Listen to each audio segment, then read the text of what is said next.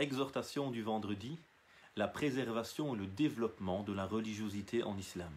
Bismillah ar-Rahman ar-Rahim, alhamdulillah, wa salatu wa salam ala rasulillah, wa ala alihi wa sahbihi ajma'in, rabbi shrah li sadri wa yassir li amri wa hlul 'uqdatan min lisani yafqahu qawli. Assalamu alaykum wa rahmatullahi wa barakatuh. Au nom de Dieu, le clément, le miséricordieux, que la paix et le salut soient sur notre noble prophète ainsi que sa communauté et l'ensemble de ceux qui suivront la voie de la miséricorde qu'il a apportée à l'humanité. Mes frères et sœurs, que la paix soit sur vous. Nous nous retrouvons encore ce vendredi pour nos exhortations afin de méditer ensemble sur le sens profond de cette religion à la lumière de ses finalités et en phase avec la réalité que nous vivons au quotidien. La réflexion d'aujourd'hui va tourner autour de la notion de religion ou de religiosité, ad-din ou at-tadayyun. Ad-din, la religion, at-tadayyun, la religiosité. Et parmi les grands objectifs, les grandes finalités du message de l'islam, c'est justement de préserver, de développer la spiritualité, la religiosité des individus et de la communauté musulmane en particulier. Nous allons aborder donc 3 éléments ensemble. Tout d'abord, une brève introduction à la notion justement de religiosité et de sa relation avec la nature humaine. Ensuite, nous allons essayer de développer justement comment l'islam a cherché à promouvoir, à développer la religiosité de l'homme. Et ensuite, nous allons voir également comment l'islam a préservé cette religiosité de tout ce qui peut nuire finalement à sa bonne application. Et puis à nouveau, nous aurons un bref débat. Donc je vous invite à poster vos questions le plus tôt possible pour y répondre dès la fin de ma modeste intervention. Premier élément donc, l'homme et la religion. L'être humain, quel qu'il soit, est toujours traversé par une quête particulière, par un questionnement particulier. C'est la question du sens à donner à sa vie. Et tout individu donc cherche des réponses à ces questions. Quelle est mon origine?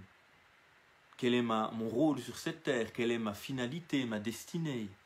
Ce sont des questions qui traversent tous les humains, à toute époque et en tout lieu. Et un des rôles, une des fonctions essentielles de la religion justement, c'est de répondre à ces questionnements. Tu as une origine effectivement, tu as un Dieu bon, juste, miséricordieux, qui t'a créé, qui t'a mis sur terre pour un rôle particulier. Quelle est donc ma place, ma fonction sur cette terre? C'est être le représentant des belles valeurs divines. C'est être quelqu'un qui cherche à se réformer pour réformer autour de lui. Quelle est donc ma destinée? Ta destinée, c'est qu'il y a, après cette vie, un retour à l'origine, un retour à Dieu, avec un jugement, et puis la félicité éternelle, Inch'Allah Ta'ala, pour chacun et chacune de ceux qui ont eu la foi et qui ont œuvré de belle manière. Et donc cette religiosité finalement, cette quête de sens est inhérente à la nature humaine, à la fitra. Et c'est pourquoi on n'a jamais trouvé de peuple sur terre finalement qui n'a pas eu de religion. Quel que soit le lieu, quel que soit l'état de développement civilisationnel, on va remarquer que chaque peuple a toujours eu une manière de dialoguer, une manière de se gérer et une manière d'adorer. Une manière de vénérer quelque chose de supérieur. Un sens également profond d'une vie après la mort. Et donc, quel que soit le lieu, on a toujours trouvé un espace de culte. Malgré qu'il n'y avait pas eu de relation particulière entre certaines civilisations, il y a toujours eu un point commun entre celles-ci, notamment, c'est cette question de la conscience, de la recherche de sens et du sentiment qu'il y a quelque chose de supérieur à l'homme et qu'il y a quelque chose après la vie matérielle que nous vivons ici-bas. Et donc la religiosité a toujours fait partie de la nature humaine et c'est toujours la norme dans la majorité du monde. Dans l'atlas de la religion, il y a 4-5 ans je pense, le dernier que j'avais acheté, on voit que quasiment 90% de l'humanité est toujours affilié à une religion. Et que donc, l'athéisme ou la non-affiliation à une religion reste très minoritaire dans l'humanité finalement, même si parfois dans certaines sociétés, suite à une histoire particulière avec la religion et notamment avec le rôle politique peut-être qu'a pu jouer parfois la religion ou les institutions religieuses, on a vu un éloignement pas de la religion en fait, pas de la foi, pas de la spiritualité, mais d'une forme de spiritualité ou d'une forme de religion. D'ailleurs, on voit aujourd'hui que même chez les athées, on essaie de développer une spiritualité. Parce qu'il y a ce besoin finalement de répondre à ces questions. Parce qu'il y a ce besoin fondamental finalement pour chacun d'entre nous d'avoir des réponses et d'avoir cet apaisement intérieur. Ala bi dhikrillahi tatma'innul qulub. C'est par le rappel de Dieu justement que les cœurs vont s'apaiser. Alors aussi également, parfois on met aujourd'hui en opposition religion et science, comme si les deux n'allaient pas de pair. Alors effectivement, dans une certaine histoire, parfois, d'une autorité religieuse avec les hommes de savoir, il y a pu avoir opposition. Mais dans la religion naturelle de Dieu, l'islam, la religion de la prime nature, il ne peut y avoir de contradiction, car la science cherche à découvrir le comment des choses, et la religion répond au pourquoi des choses, au sens des choses. Et donc ce ne sont pas des choses opposées, science et religion, mais complémentaires, dans deux domaines finalement différents. Mais jamais la science ne donne du sens à la vie. Et jamais la science n'encourage à certains aspects liés à la morale. Ça, c'est la religion finalement qui apporte cet élément. Donc elles ne sont nullement contradictoires, surtout dans le message de la prime nature qu'est l'islam, mais elles sont complémentaires. Une découvrant les lois que Dieu a établies dans l'univers, et l'autre donnant un sens à la vie, à cette âme que Dieu a créée pour vivre dans cet univers. Et le Coran d'ailleurs nous appelle tout le temps à voyager, à découvrir, à venir vers les gens de savoir dans tous les domaines de spécialisation, à découvrir comment le monde a été créé, à méditer sur soi-même. Donc il y a un appel à la science qui est constant dans le Coran. Et donc cette religiosité, cette religion, cette spiritualité, c'est ce qui nourrit finalement le cœur, c'est ce qui préserve également la raison de l'individu, car qu'est-ce qui annihile finalement notre raison?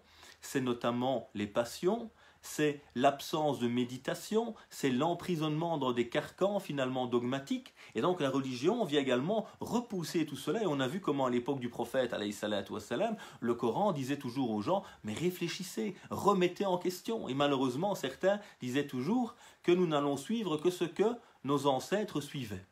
Et donc il y avait toujours cette absence, cette non-volonté finalement de réfléchir, de méditer sur le sens de la vie. Et donc le Coran vient libérer la raison, vient préserver le corps de tout ce qui peut lui nuire. Il vient préserver l'humanité, établir la concorde, la fraternité, la paix intérieure et collective. Et de manière générale, la religion vient préserver le sens et la vie et la sacralité de toute vie sur terre. Ça, c'est l'introduction rapide à cet élément. Voyons maintenant comment, à l'intérieur de ce message de l'islam, cette religion naturelle de l'homme, il y a d'abord toute une série d'éléments qui ont été établis par le Coran et par le modèle du prophète, alayhi salatu wassalam, afin justement de bien développer la religiosité de l'individu, de bien vivre cette religion, de bien pratiquer celle-ci. Premier élément, cette religiosité, elle vient rappeler à l'homme l'importance de donner un sens à sa vie, de ne pas être sur cette terre comme des bestiaux qui sont là, qui broutent, qui dorment, qui se reproduisent sans sens à leur vie. Et il est vrai que parfois, malheureusement, notre société de consommation, qui va à 100 à l'heure aujourd'hui, nous empêche un moment de nous arrêter, de méditer, de réfléchir. D'où dans la religiosité que l'islam préconise, il y a des moments de break. Il y a cette prière au quotidien qui te dit stop, sors un peu de tous ces tracas, reviens vers toi-même, reviens vers ton Seigneur, reviens vers la terre, reviens vers les cieux. Apprends un moment à te déconnecter pour redonner, repenser au sens finalement de ta vie. Donc cette religiosité, elle vient d'abord donner sens à la vie, donner une valeur également évidemment à cette vie humaine. L'islam également, dans son message, va préserver la religiosité de l'homme à travers le principe fondamental de liberté. La ikraha fi din, pas de contrainte en religion. C'est un message qui vient libérer finalement les êtres humains. Libérer de quoi? De la tyrannie, de la pensée unique. Ma urikum illa ma ara, disait Pharaon. Je ne vois pour vous que ce que je vois moi. Vous n'avez pas le droit de penser différemment de moi. Donc l'islam vient libérer les gens de l'imitation des ancêtres, de la non-méditation sur le sens de la vie, libérer l'humain pour qu'il puisse justement vivre pleinement sa spiritualité. Donc c'est une condition sine qua non à bien vivre sa religiosité, c'est la liberté. C'est pourquoi l'islam vient libérer les gens. Et il ne leur demande pas spécialement d'être musulmans, même si c'est ce que l'islam veut pour eux, parce que c'est leur bonheur, leur bien-être. Mais avant tout, il vient libérer. Et les musulmans venaient libérer. Libérez votre conscience. Libérons les minorités, qu'elles puissent appliquer leur religiosité comme elles le veulent. Parce qu'on ne peut pas imposer finalement. On se doit de libérer, de permettre aux gens de faire un bon choix en leur donnant justement cette autonomie de réflexion, de pensée. Alors l'islam également vient préserver cette religiosité humaine à travers le principe de la relecture permanente des textes, ce qu'on appelle l'ijtihad, l'effort de réflexion permanent. Pourquoi? Parce que les textes évidemment sont limités, le Coran est limité, le modèle du prophète est limité, il n'y a pas une réponse nouvelle qui est révélée aux êtres humains à chaque époque, pour chaque situation. Il y a donc un besoin d'avoir un regard renouvelé de manière permanente, ce qu'on appelle l'ijtihad, donc l'effort d'interprétation, pour justement permettre à ce souffle divin qui donne vie à nos cœurs, à ces orientations révélées, à ce modèle prophétique, de nous orienter au quotidien dans notre cheminement. Et donc ça c'est fondamental. Si à un moment on stoppe l'ijtihad, c'est-à-dire on ne réfléchit plus par nous-mêmes, à travers notamment les personnes compétentes évidemment, mais nous-mêmes chacun a un ijtihad à faire, si on ne réfléchit plus pour notre époque, on se retrouve alors avec une réflexion sur l'islam, c'est-à-dire les textes révélés mais dans un milieu particulier qui est en contradiction avec notre réalité. Et c'est là que naît justement cette frustration, cet éloignement, cette déconnexion entre le discours qu'on me présente comme étant l'islam et ma réalité qui fait naître beaucoup de difficultés, de frustration chez les gens. D'où la nécessité et l'établissement par le Coran et par le prophète alayhi salatu wassalam, de cette nécessité de méditer, de réfléchir, d'avoir des savants, des autorités qui réfléchissent, etc., d'avoir l'ijtihad. Et le prophète disait alayhi salatu wassalam, il l'encourageait à l'ijtihad, il disait lorsque l'érudit, lorsque le juge, le savant, fait un effort d'interprétation, iza ijtahada al-hakim, et il a trouvé la bonne réponse, il aura 2 récompenses. Et s'il fait cet effort de réflexion mais qu'il se trompe, il a une récompense. Encourageant ici ouvrant la porte à la réflexion, à l'ijtihad permanent pour trouver des solutions justement aux musulmans à chaque époque et pour chaque situation. Donc c'est ainsi également qu'on préserve la religiosité, car lorsqu'il y a une lecture déconnectée, figée, qu'est-ce qui se passe? On n'arrive plus à vivre l'islam. Et c'est le souci de l'islam importé d'une autre époque ou d'une autre réalité qui fait qu'à un moment il y a une distance énorme et que cette religiosité n'est plus vécue avec apaisement, avec bien-être, avec bonheur. Alors pour préserver également cette religiosité, l'islam a établi le principe de taysir, de la facilité. Dieu veut pour vous la facilité et non la difficulté. Dieu veut vous faciliter, vous alléger les choses. Pourquoi? Parce que vous avez été créé faible. Et donc l'islam a établi le principe de dérogation, rukhsa, afin justement, lorsqu'il y a une difficulté, je suis en voyage, je peux raccourcir ma prière. Je ne trouve pas d'eau, je peux faire tayammum, la purification sèche. Je ne sais pas prier debout, je peux prier assis, etc. Donc il y a toujours une forme de dérogation qui vient afin de faciliter la pratique. Pourquoi? Parce que la pratique, la religiosité, c'est ce qui me permet d'être connecté avec Dieu. Donc si à un moment les pratiques de la prière m'empêchent de prier, je n'accomplis plus le but qui est de me connecter à Dieu et de me réformer à l'intérieur. Et donc à ce moment-là, qu'est-ce que je vais faire? Qu'est-ce que la pratique, qu'est-ce que l'islam dans ses textes et son esprit va faire? Amener des dérogations. Je ne sais pas prier debout, alors je vais prier assis et ne pas délaisser ma prière. Je ne sais pas faire mes ablutions, je vais faire tayammum pour ne pas délaisser la prière et ainsi de suite. Donc c'est un principe fondamental qui permet de préserver justement la religiosité. Lorsqu'il y a des lectures trop dures, ou qui ne comprennent pas notre réalité, donc qui ne comprennent pas qu'on a besoin dans notre réalité de souplesse et de facilité, parce que le milieu demande cela, ou la situation demande cela, alors malheureusement on apporte une lecture rigide, dure, qui va éloigner les gens malheureusement de la pratique de la religion. Alors, parmi les éléments également qui permettent de préserver cette religiosité, c'est l'importance de l'éducation et de la transmission de ce message. On ne naît pas musulman, ou plutôt si on est musulman dans le sens qu'on est sur la prime nature, sur cette innocence première, mais pour être musulman de conviction, cela passe également par une éducation. Et donc il y a besoin de transmission, et de saine transmission. على بصيرة comme disait le Coran قل هذه سبيلي أدعو إلى الله على بصيرة أنا ومن اتبعني dit tel est mon chemin, telle est ma voie, c'est le prophète ici qui parle dans le Coran, j'appelle à Dieu avec clairvoyance, moi et ceux qui me suivent. Et donc il y a cette importance ici de tarbiyah, de l'éducation, de da'wah, d'inviter les gens à bien comprendre et à bien vivre le message, c'est nécessaire pour perpétuer la religiosité des gens. Beaucoup de gens parfois, malheureusement, suite à des lectures déconnectées, qui n'étaient pas empreintes de sagesse, de fidélité à l'esprit du message, ont été dégoûtés parfois de la religion. Et subhanallah, quand on leur présente l'islam dans ses finalités, dans sa sagesse, dans sa beauté, dans sa miséricorde, dans sa justice, ces gens sont étonnés, ils disent « mais c'est peut-être pas ça l'islam que j'ai appris ». En fait, la manière dont on m'a appris l'islam m'a dégoûté d'un message qu'en fait je n'ai jamais compris.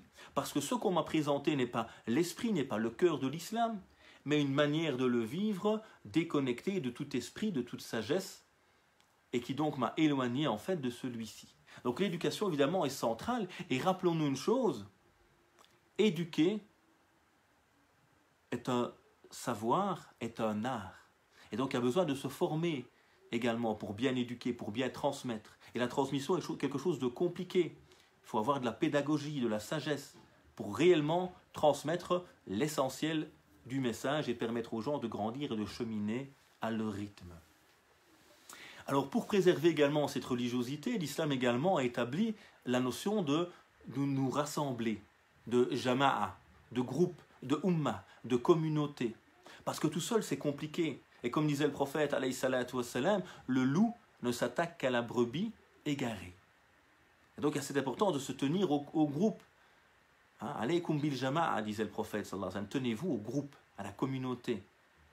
Et donc, le discours coranique est toujours au pluriel. On nous appelle tous en tant que communauté. On a besoin de s'unir pourquoi? Pour avoir des mosquées, pour créer des institutions éducatives, pour se compléter l'un et l'autre. Moi, j'ai peut-être des moyens économiques, mais pas la pédagogie. Mais je vais t'engager comme enseignant. Toi, tu as la pédagogie, moi, j'ai les moyens. On se met ensemble, on crée un institut d'éducation. Le scoutisme, etc. Donc, il y a plein de choses qui demandent quoi? La construction, la nécessité d'avoir des références musulmanes qui nous aident à cheminer, à comprendre notre religion, qui peuvent donner des avis ou transmettre des avis religieux, des personnes donc formées ici, qui connaissent notre réalité, nos coutumes, nos besoins. Et donc ça demande également des institutions de formation, ça demande des moyens, collecter la zakat par exemple, pour former des jeunes étudiants. Bref, il y a un besoin également pour préserver la religiosité d'une communauté, d'un soutien collectif. Et c'est pourquoi dans certaines études sociologiques, on met en avant qu'une communauté qui n'a pas d'institution, c'est-à-dire qui n'a pas notamment de mosquée, de lieu de culte, de lieu de rassemblement, est une communauté, surtout si elle est minoritaire, qui avec le temps va se dissoudre. Et donc il y a le besoin également d'avoir des institutions, de se regrouper, de travailler ensemble. Alors maintenant, comment l'islam a développé une série d'éléments qui vont protéger maintenant cette religiosité. On a vu les éléments qui permettaient de la développer. Voyons maintenant les éléments qui vont protéger la religion et donc la religiosité des individus. D'abord, il y a tazkiyatun nafs, la purification de l'âme. Préserver la religiosité des hommes en travaillant sur leur cœur. Parce que qu'est-ce qui nous empêche de bien vivre notre foi? Finalement, c'est les maladies du cœur. C'est l'orgueil qui m'empêche d'accepter la vérité et de changer, c'est la paresse, c'est la jalousie, bref, toute une série de maladies. L'islam vient donc purifier les cœurs à l'intérieur pour mieux vivre sa spiritualité. C'est donc une nécessité de travailler sur soi, de se protéger soi-même contre ces passions. Sinon, elle risque de nous entraîner vers une adoration aliénante de stars, de l'argent, de son propre ego.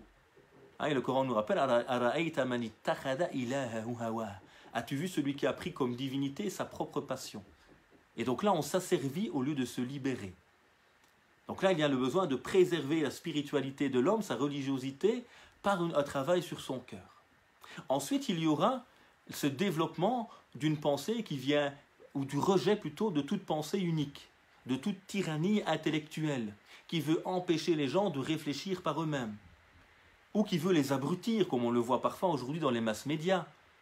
On ne t'oblige pas, comme dans certaines dictatures, à penser ou à dire une certaine chose, mais on diminue tout le temps le niveau de réflexion afin de mieux manipuler finalement les gens.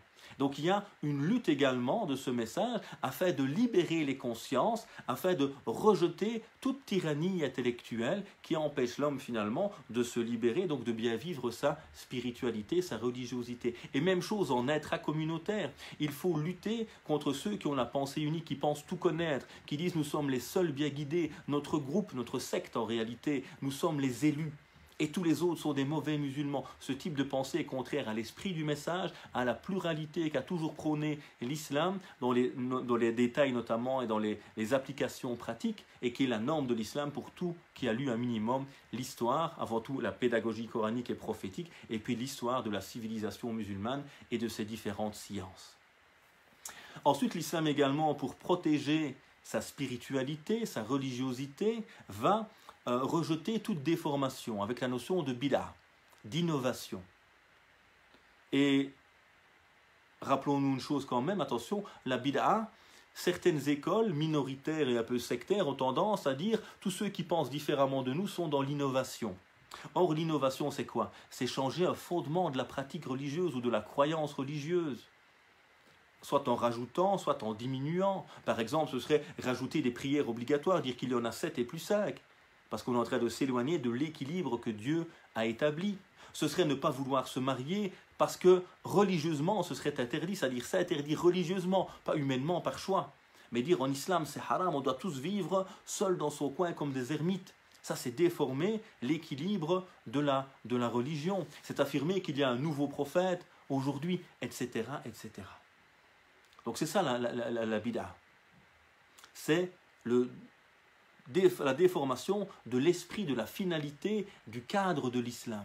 Et ce n'est pas évidemment diverger sur des questions de détail, comme je le vois parfois malheureusement avec certaines personnes fanatiques et sectaires, en vous disant par exemple pendant le ramadan que celui qui donne zakat el-fitr en argent, c'est une bid'a. Alors que c'est un avis reconnu chez plein de savants, et c'est l'avis majoritaire aujourd'hui chez les savants un peu partout dans le monde. Donc à un moment, attention, parfois à cette exagération de certains groupes sectaires qui qualifient tout qui ne pense pas comme eux d'innovateur. On parle de l'innovation réelle telle que l'a définie les savants et du juste milieu, etc. C'est-à-dire une déformation du cadre des fondamentaux par un rajout ou par une suppression, afin de préserver. Même chose pour le halal et le haram. Ça, c'est la prérogative de Dieu. Personne ne peut dire qu'une chose est haram s'il n'y a pas un texte clair et absolu qui le dit. Soit à travers un texte direct, soit à travers l'ijma, le consensus, ou une analogie très très claire. Comme la drogue, elle n'est pas citée dans le Coran, mais il est clair que personne ne pourra dire que la drogue est halal, licite, car elle nuit à la raison, au corps, etc. et donc ne peut être qu'interdite. Mais en dehors de cela, le mot haram est la prérogative de Dieu. Et les grands savants, comme le rappelait Ibn al-Qayyim, rahimahullah, dans son ouvrage I'lam al-Muwaqqi'in, il rappelait justement que les grands érudits anciens, Malik, Shafi, Ahmed, etc., avaient peur de dire le mot haram. Parce que c'est la prérogative de Dieu. Donc mettre du haram partout, attention, c'est déformer à nouveau cette religiosité.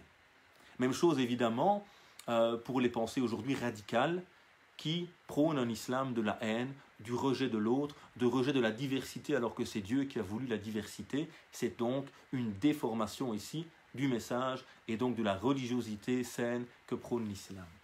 Ensuite, c'est notamment lutter contre la désinformation vis-à-vis de la religion. On voit dans le Coran, par exemple, que les polythéistes du moment de la révélation ne cessaient de qualifier Mohammed de menteur, de possédé,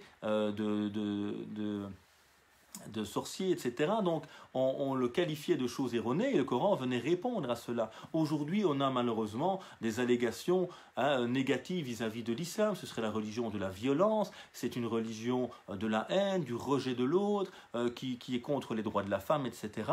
Et donc il est important également, pour bien vivre sa religiosité, éduquer notamment nos enfants et montrer aux gens la réalité du message, de bien comprendre ces questions, de répondre à ces allégations erronées et mensongères, sans renier évidemment qu'il y a certaines lectures de l'islam, mais qui sont souvent dépassées, tout comme il y a eu dans nos sociétés aujourd'hui ici, des lectures ou d'une relation à la femme qui n'était pas équitable et juste, il n'y a pas si longtemps que cela. D'accord ? Donc à un moment, il y a des lectures de l'islam qui ont été circonstanciées, évidemment, liées à des moments bien particuliers. Nous, on parle de l'islam en tant que message, en tant que finalité, en tant qu'esprit, et en tant que message qui naturellement doit se relire. Et donc il n'y a aucun problème avec toutes ces questions qu'on a soulevées, mais c'est à nous évidemment de travailler là-dessus pour clarifier la vraie image du message de l'islam selon nos opinions évidemment. Ensuite, c'est également préserver donc la religiosité par la lutte au quotidien, la lutte économique en essayant de développer des moyens pour mieux éduquer la communauté, la lutte aujourd'hui médiatique en créant des médias autonomes pour les musulmans, la lutte juridique en luttant contre l'islamophobie, etc., etc. Donc il y a également tous ces éléments qui appellent la communauté à se prendre en main. Voilà, je vous invite, si vous avez des questions, à les poser directement, parce qu'on va clôturer. Donc, j'ai essayé aujourd'hui modestement de développer cette question de comment l'islam, en tant que message, a essayé de développer et préserver la religiosité, finalement, des humains. Et on a vu 3 éléments ici. Le premier, c'était une introduction qui rappelle que la religiosité, la quête de sens, de spiritualité est une norme humaine à toute époque et en tout lieu, et que même les athées aujourd'hui cherchent à développer une forme de spiritualité, parce que c'est un besoin intérieur.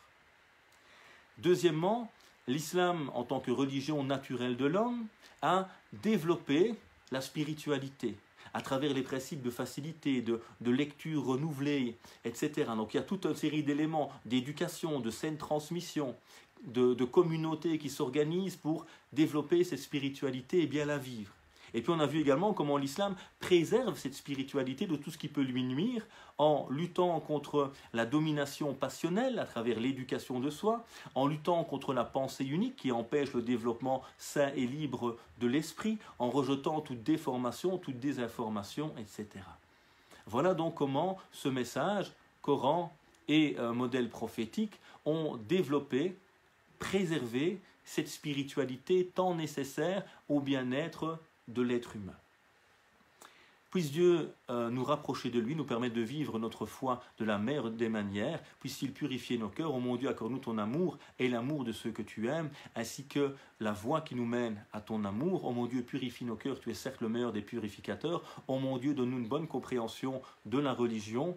Oh mon Dieu, accorde-nous belle part ici-bas et belle part dans l'au-delà, et préserve-nous du châtiment. Oh mon Dieu, préserve nos familles, préserve nos enfants, permets-nous de bien nous éduquer et de bien transmettre ce message à ceux que nous aimons. Répands ta miséricorde et ta justice partout sur terre. Oh mon Dieu, guéris les malades, fais miséricorde à ceux qui nous ont quittés. Subhana rabbika rabbil izzati amma yasifun wa salamun ala al-mursalin walhamdulillahi rabbil alamin. Voilà, j'attends 2 minutes ou 3 pour voir s'il y a des questions, Inch'Allah ta'ala. S'il n'y en a pas, je vous laisserai alors, bismillahi ta'ala.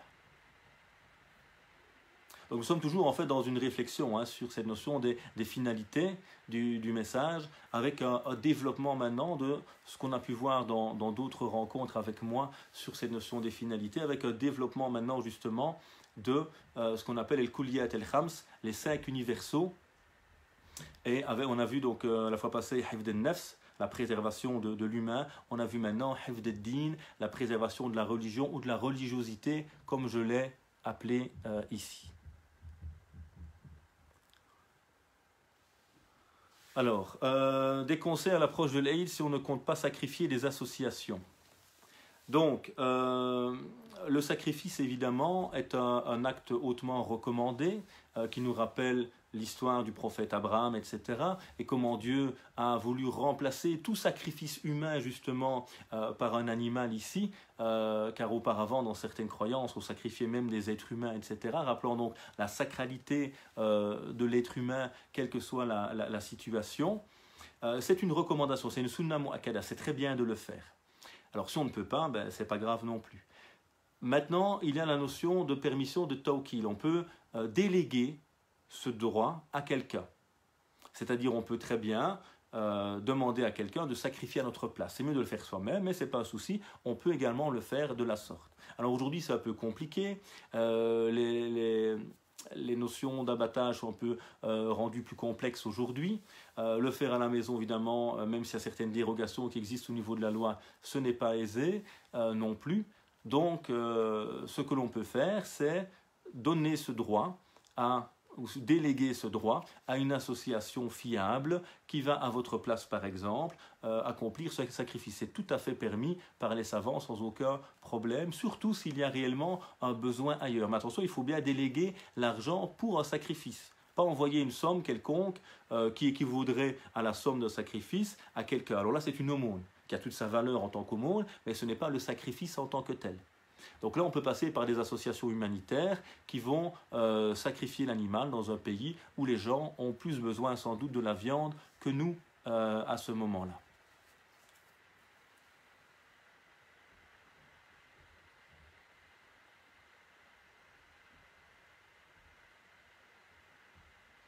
Voilà, je pense que c'est la seule question qu'il y avait.